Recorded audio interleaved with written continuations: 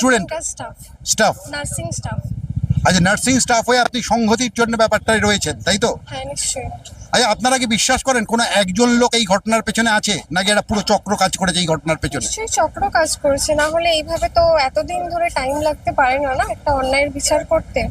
নিশ্চয়ই কিছু হয়েছে, সেটার জন্যই তো আজকে জাস্টিস চাইতে আমরা এখানে বসে আছি। একটা প্রশ্ন, আপনি যেহেতু আরজি করের একজন স্টাফ, হ্যাঁ। মানে নার্সিং এর সঙ্গে জড়িত রয়েছেন, আচ্ছা ওই যে একটা রুমে একটা মহিলাকে একা যেতে হলো, ওই কি যেটাকে আমরা বলি সেমিনার হলে, হ্যাঁ।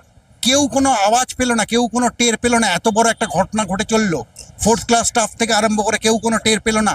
সেটাই তো প্রশ্নের বিষয়, যে কি এমন হয়েছিল যে কেউ কোনো আওয়াজ পেলো না, কেউ কিছু বুঝতে পেলো না? পারা তো উচিত ছিল, তাই না? এটা আমাদেরও প্রশ্ন, এটা আমাদেরও অনেক বড় প্রশ্ন। সেই জন্য সেই এত কিছু প্রশ্ন নিয়ে আমরা এখানে দাঁড়িয়ে আছি, সেই উত্তরটা দেওয়ার মতো এখন পর্যন্ত কেউ নেই আমাদের কাছে। বুঝতে পেরেছেন তো?